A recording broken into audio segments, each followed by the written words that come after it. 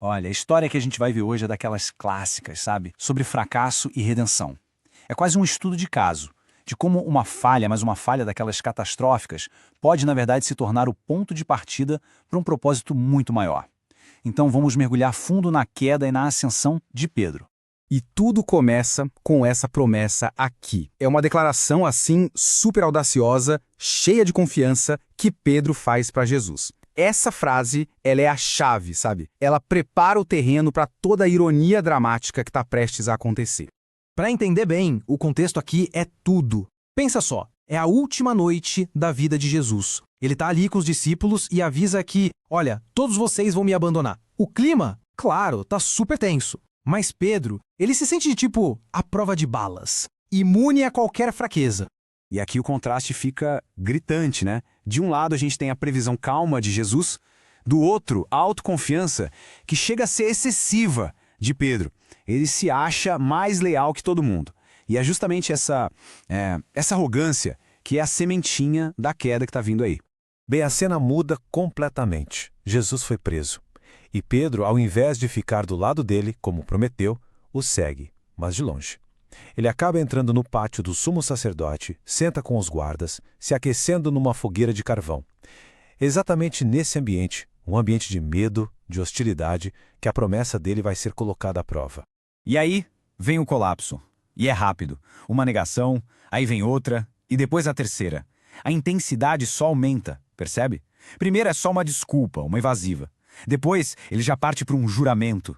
E por fim, ele começa a praguejar, a amaldiçoar.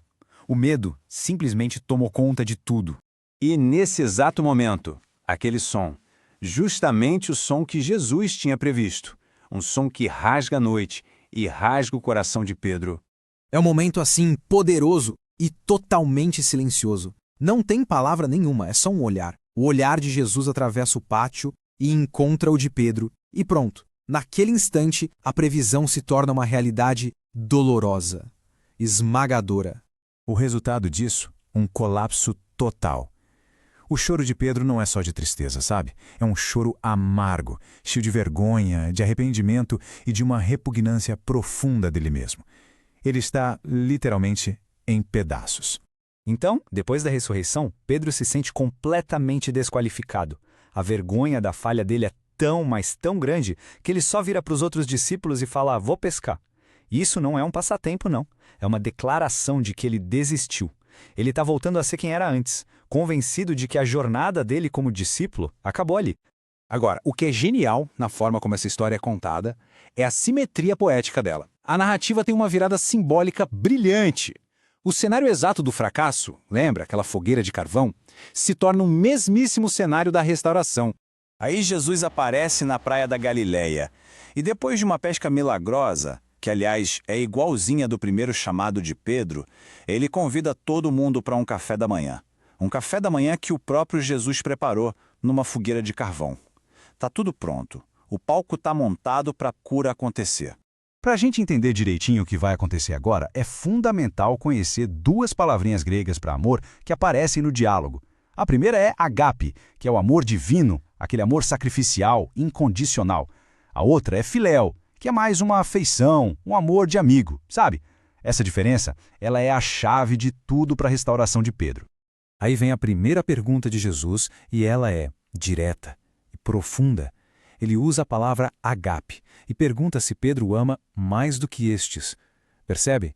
É um eco direto daquela antiga arrogância do Pedro de quando ele disse que era mais leal que todos os outros. A resposta de Pedro agora é pura humildade. Ele não tem mais coragem de afirmar que tem aquele amor sacrificial, o ágape. Ao invés disso, ele responde com filiel. Basicamente, ele está afirmando a afeição, a amizade genuína dele. Ele está quebrado, sim, mas o carinho dele é real. Jesus então pergunta uma segunda vez, e de novo ele usa agape. É como se ele estivesse dando outra chance para o Pedro afirmar aquele amor maior, para ele se levantar de novo. Mas o Pedro, ainda muito consciente da própria falha, responde mais uma vez com o filho. E é aqui que vem a virada, a mudança crucial. Na terceira pergunta, Jesus descende até o nível de Pedro. Ele usa a palavra do próprio Pedro, filéu. É quase como se ele perguntasse, Pedro, você ao menos gosta de mim como amigo? E essa pergunta deixa Pedro triste, claro, porque a repetição 3 vezes reflete dolorosamente a sua negação, que também foi 3 vezes. A resposta final de Pedro é uma rendição completa. Ele não confia mais na própria força, nem nas próprias palavras. Ele simplesmente apela para aquilo que ele sabe que Jesus já conhece, o que está no coração dele. É uma confissão de fraqueza, sem dúvida, mas ao mesmo tempo de uma sinceridade absoluta. E a cada afirmação de amor de Pedro, por mais humilde que fosse, a resposta de Jesus não é só um tá perdoado. É uma comissão. Ele dá a Pedro um propósito renovado. A simetria aqui é simplesmente perfeita. Esse processo todo não foi por acaso, sabe? Foi um ato deliberado de graça. 3 negações são respondidas com 3 perguntas de restauração. Aquele que negou o pastor, agora recebe a tarefa de pastorear o rebanho.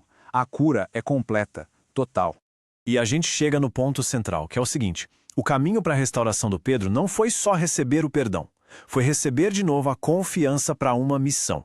A maior prova do amor restaurado dele seria essa: cuidar daquilo que Jesus mais amava, as suas ovelhas.